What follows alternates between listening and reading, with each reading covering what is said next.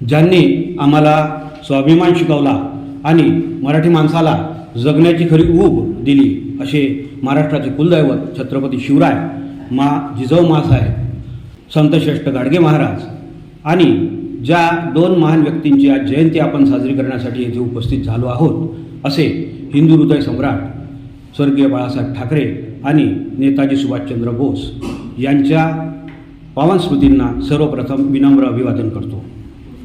व्यासपीठावर उपस्थित आजच्या कार्यक्रमाचे अध्यक्ष महाविद्यालयाचे प्राचार्य डॉक्टर राजपूत सर, प्राध्यापक डॉक्टर विरकर सर, उपस्थित माझे सर्व सहकारी मित्र आणि सगळ्यात महत्त्वाचे घटक म्हणजे तुम्ही माझ्या विद्यार्थ्यांनो।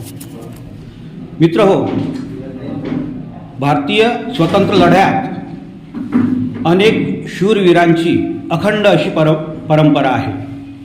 भारताला स्वातंत्र्य मिळवून देण्यासाठी ज्ञात अज्ञात अशा अनेक स्वातंत्र्यवीरांनी आपलं बलिदान दिलं, आपलं तन मन धन अर्पण करून या देशाला स्वातंत्र्य मिळालं पाहिजे एवढी इच्छा मनी बाळगली आणि या एकाच ध्येयाचा ध्यास घेऊन कितीतरी व्यक्तींनी आपल्या देशाला स्वातंत्र्य मिळवून दिलं। याच परंपरेतील एक सशस्त्र क्रांतिकारी विचारांचा नेता म्हणून नेताजी सुभाषचंद्र बोस यांचं नाव प्रकर्षानं घेतलं जाते। कारण अहिंसा आणि हिंसा या दोन विचार प्रवाहांनी प्रेरित असणारे सर्व स्वातंत्र्य सैनिक आपापल्या मार्गाने या देशाचं उन्नयन कसं करता येईल, या देशाला स्वातंत्र्य कसं मिळवून देता येईल आणि भारत देश कसा उभा करता येईल याविषयी हयातभर झटले। गांधीजींनी आपल्या संपूर्ण आयुष्यात अहिंसेची पालखी खांद्यावर घेऊन स्वातंत्र्यासाठी तिचा वापर करून आणि अहिंसेच्या मार्गाने स्वातंत्र्य प्राप्ती मिळवण्यासाठी प्रयत्न केलेले आपल्याला दिसून येतात। त्याचवेळी नेताजी सुभाषचंद्र बोस यांनी क्रांतिकारी विचार जोपासत जपान, जर्मनी, चीन, सोव्हिएत रशिया या देशांचे सहाय्य घेत आणि त्यांच्या सहाय्याने ब्रिटिशांना या देशातून कसे हद्दपार करता येईल याविषयी कार्य केलेलं आपल्या त्यांच्या चरित्रचिंतनात आढळून येते। मित्र हो, इतक्या मोठ्या महानायकाचा चरित्राचा धांडोळा घेणे अत्यल्प वेळात तर शक्य नाही, परंतु तरीही आपण थोडक्यात त्यांच्या कार्याचा उहापोह येथे करूया। नेताजींचा जन्म 23 जानेवारी 1897 कटक, ओरिसा, भुवनेश्वर जवळ या ठिकाणी झाला। ब्राह्मण कुटुंब, वडील निष्णात वकील, आई गृहिणी आणि बऱ्यापैकी सधन असलेल्या घरातून नेताजींचे बालपण गेले आणि प्रखर बुद्धिमत्ता आणि प्रचंड जिज्ञासा हे दोन गुण त्यांना उपजतच प्राप्त होते। त्यांच्या बुद्धिमत्तेची चुणूक ज्यावेळी ते कोलकात्याच्या प्रेसिडेन्सी कॉलेजमध्ये पदवी घ्यायला आले त्यावेळेपासूनच व्हायला लागली होती।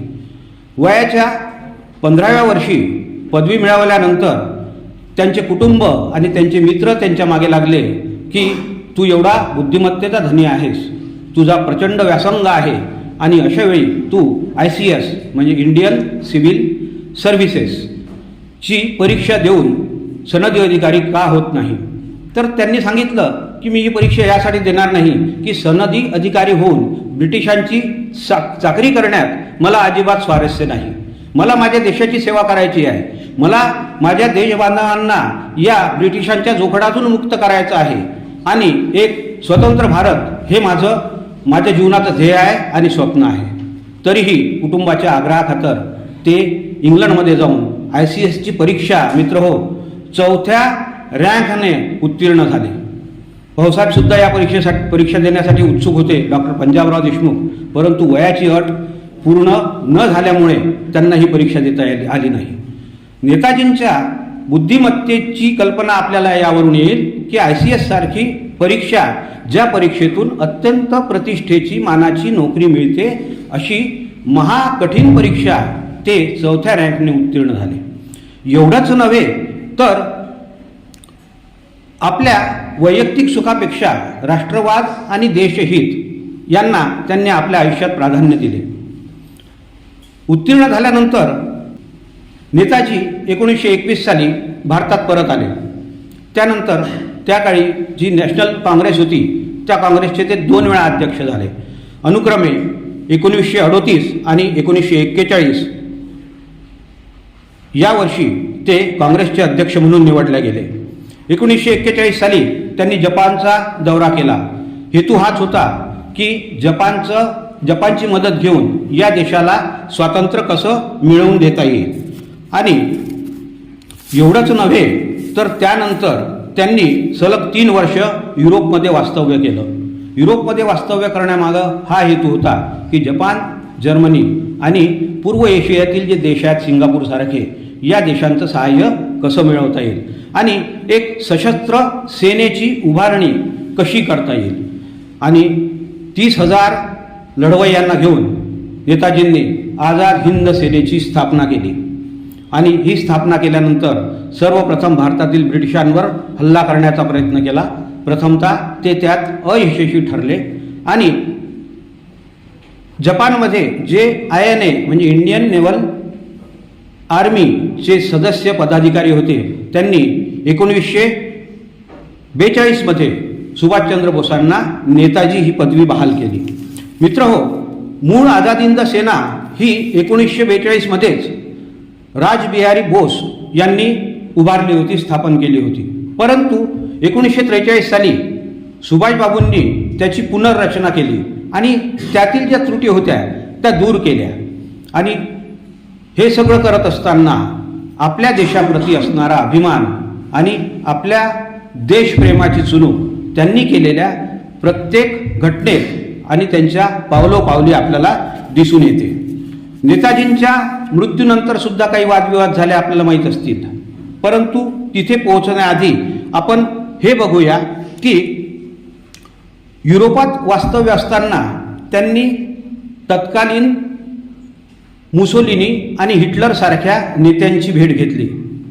हिटलर आणि मुसोलिनी यांच्या भेटीनंतर जो अहिंसात्मक प्रवाह होता गांधीजींचा, त्यांची ही भ्रामक कल्पना झाली की आपला देश स्वतंत्र होईल, कोणत्या मार्गाने होईल हे सध्या सांगता येत नाही, परंतु हिटलरसारख्या माणसासोबत मैत्री करून जर आपण स्वातंत्र्य मिळवू शकत असू तर हे आपल्या देशाच्या दृष्टीने घातक आहे. आणि त्याचमुळे जे मध्यंतरी आपल्याला त्यांचं चरित्रचिंतन करताना आढळते की गांधी नेहरूंचा विचारप्रवाह आणि नेताजींचा विचारप्रवाह यात जे वैषम्य जी फूट मध्यंतरी पडली आणि यावरूनच नेताजींचं शौर्य, नेताजींचा त्याग थोडा स्वातंत्र्यप्राप्तीनंतर सुद्धा दुर्लक्षित राहिला असं आपल्याला म्हणता येईल. अतिशय महानायक नावाची विश्वास पाटलांनी लिहिलेली अतिशय सुरेख अशी मोठी कादंबरी आहे. विश्वास पाटील सुद्धा अतिरिक्त जिल्हाधिकारी होते. त्या कादंबरीचं वाचन शिक्षकांनी आपण सुद्धा आवर्जून करावं. आपल्या लायब्ररीत ती कादंबरी उपलब्ध आहे. मी फार वर्षांपूर्वी ती एकदा वाचली होती. त्यात त्यांचं संपूर्ण आयुष्य इतक्या सुंदर रीतीनं चितारलं आहे की तत्कालीन घडलेले सगळे प्रसंग आपल्या डोळ्यासमोर जसेच्या तसे उभे राहतात. त्यानंतर भारतात परतल्यावर नेताजींनी विठ्ठलभाई पटेल यांच्याशी संपर्क साधला आणि दोघां मिळून काही उपाययोजना करता येतील का स्वातंत्र्यप्राप्तीसाठी यावर विचार केला. परंतु दुर्दैवाने विठ्ठलभाई पटेल आजारी पडले. त्यांची सेवासुद्धा नेताजींनी अखेरपर्यंत इमाने इतबारी केली आणि याचाच परिपाक म्हणून विठ्ठल पटेलांनी आपली करोडोची संपत्ती त्यांच्या नावावर करून दिली. हे मृत्यूपत्र केल्यानंतर या मृत्यूपत्राला आव्हान देणारी एक याचिका सरदार वल्लभभाई पटेल यांनी उच्च न्यायालयात सादर केली.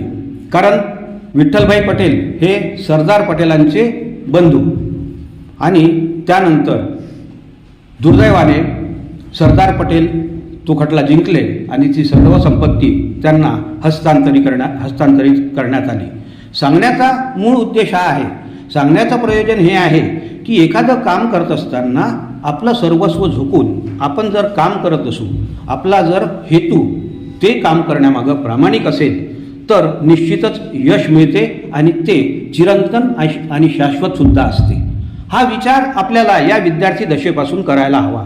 कारण जेव्हा आपण महापुरुषांच्या चरित्राचा धांडोळा घेतो त्यावेळी त्यांचे विचार आपल्यामध्ये कसे रुजवता येतील, त्यांच्यातील जिद्द, त्यांची चिकाटी, त्यांचे श्रम, त्यांची बुद्धिमत्ता, त्यांच्या अंगी असणारी जिज्ञासा, हे गुण या वयापासूनच आपल्यात रुजले पाहिजे या हेतूसाठी या कार्यक्रमांचं आयोजन आणि नियोजन असते. त्यानंतर जानेवारी 41मध्ये जेव्हा त्यांना नजरकैदेत ठेवण्यात आलं, कारण इंग्रज सरकारला भीती वाटायला लागली की एवढं मोठं सशस्त्र पाठबळ ज्या व्यक्तीच्या, ज्या नेत्याच्या पाठीमागं आहे तो आपल्या सत्तेला सुरुंग लावू शकतो, आणि म्हणूनच इंग्रजांनी त्यांना नजरकैदेत ठेवलं. त्या ठिकाणी ते आजारी पडले, त्यांना युरोपमध्ये जाण्याचा सल्ला दिला गेला, पण नेताजींनी त्या नजरकैदेतून पलायन केलं. तो प्रसंगसुद्धा फार रोमहर्षक आहे. छत्रपती शिवरायांच्या आग्र्याहून सुटकेचा जो प्रसंग आहे त्याच्या तोडीचा हा नेताजींच्या पलायनाचा सुद्धा एक प्रसंग आहे. तो आपण वाचला पाहिजे, त्यातून आपण काहीतरी घेतलं पाहिजे, कारण हा बोध घेण्यासाठीच आपण आज या ठिकाणी या विचारांना ऐकत आहोत आणि सांगत आहोत. त्यानंतर 1940मध्ये नेताजींनी फॉरवर्ड ब्लॉकची स्थापना केली, कारण काँग्रेस त्यांनी त्यावेळी सोडली होती. जे काही गांधी नेहरूंसोबत मतभेद झाले त्यामुळे काँग्रेसचा राजीनामा देऊन स्वतंत्र एका अशा पक्षाची कोलकाता येथे त्यांनी स्थापना केली आणि 1943 साली सिंगापूर येथे स्वतंत्र हिंदुस्थानचे हंगामी सरकार स्थापन केले. म्हणजे भारत स्वतंत्र झाला आहे असं समजून आणि जे काही भारताच्या वाट्याला स्वातंत्र्यप्राप्तीनंतर जो भूभाग येईल त्या भूभागावर आपलं सरकार स्थापित करण्याचा तो एक लहानसा प्रयत्न होता. त्यानंतरही अंदमान आणि निकोबार जी बेटे आहेत त्यांचं नाव नेताजींनी स्वराज आणि शहीद असं ठेवलं आणि तिथे सुद्धा भारताचा तिरंगा फडकवून आम्ही स्वातंत्र्यासाठी किती उत्सुक आहोत आणि तुम्हाला हा देश सोडून जाण्याशिवाय आता गत्यंतर नाही असा ठणकावून इशारा ब्रिटिश सत्तेला दिला. मार्च 44मध्ये त्यांनी भारताचा तिरंगा फडकवला आणि आपल्या 48 वर्षांच्या आयुष्यात अतिशय नाट्यमय कलाटणी असणारं असं हे नेताजींचं आयुष्य आहे. कारण या आयुष्यात अनेक रोमहर्षक आणि विस्मयकारक असे प्रसंग आहेत आणि अत्यंत धाडसी मुत्सद्देगिरी यांनी ओतप्रोत असं हे नेताजींचं चरित्र आहे. मित्रहो, रिचर्ड ॲटनबरो याने गांधी नावाचा एक चित्रपट बनविला होता. वस्तुतः गांधीजी, नेहरूजी आणि नेताजी यांचा परस्पर संपर्क, संबंध, समन्वय असताना सुद्धा हेतुपुरस्सर त्या सिनेमाच्या एकाही फ्रेममध्ये किंवा एकाही प्रसंगात नेताजीचं दर्शन घडत नाही. ही खऱ्या अर्थाने त्या माणसावर स्वातंत्र्यप्राप्तीनंतर झालेल्या अन्यायाची शोकांतिका आहे आणि हे असं व्हायला नको. राजकारण राजकारणाच्या जागी ठीक आहे, परंतु ज्यांनी आपलं सर्वस्व झोकून आमच्या पदरी हे स्वातंत्र्य टाकलं त्याची कदर आपण केली पाहिजे. त्याच्या विचारांविषयी आपण जागृत असलो पाहिजे आणि त्याला आपल्या आयुष्यातून किती न्याय देता येईल याविषयी सुद्धा आपण सतत विचार केला पाहिजे. मित्रहो, अशा या थोर महान सेनानीच्या चरणी विनम्र अभिवादन करताना, त्यांच्या विचारांना उजाळा देताना मी एवढंच म्हणू इच्छितो की गाजियों में सुगंध रहेगी जब तक ईमान की, गाजियों में सुगंध रहेगी जब तक ईमान की, तख्ते लंदन तक चलेगी तेग हिंदुस्तान की, तख्ते लंदन तक चलेगी तेग हिंदुस्तान की.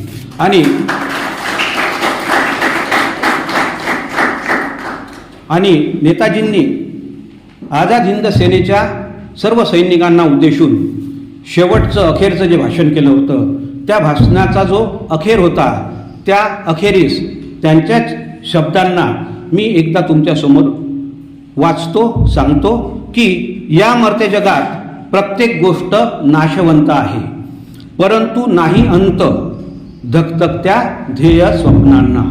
आपल्या स्वप्नांना अंत नाही. माणसं येतात, माणसं मरतात, परंतु त्यांचं ध्येय तसंच पुढे चालत राहते. या मर्त्य जगात प्रत्येक गोष्ट नाशवंत आहे, परंतु नाही अंत धगधगत्या ध्येय स्वप्नांना, आभाळ कवटाळणाऱ्या आकांक्षेच्या सुवर्णपंखांना. व्यक्ती मेली म्हणून ध्येय मरत नाही, काळ सरत नाही. चिरंतन ध्येयाचे बीज एका कुडीतून दुसऱ्या कुडीत जाते, नव्या देहात प्राण भरते, मांगल्याची गुढी उभारते. अशा आशयाचं आपलं अखेरचं संबोधन करताना नेताजींनी या देशातील वीरांना, या देशातील तरुणांना, या देशातील सशस्त्र क्रांतिकारांना जी प्रेरणा निर्माण केली आणि या देशाच्या स्वातंत्र्यात अतिशय बहुमोल असा वाटा उचलला, अशा नेताजींना पुनश्च एकदा प्रणाम करतो आणि थांबतो. जय हिंद, जय महाराष्ट्र.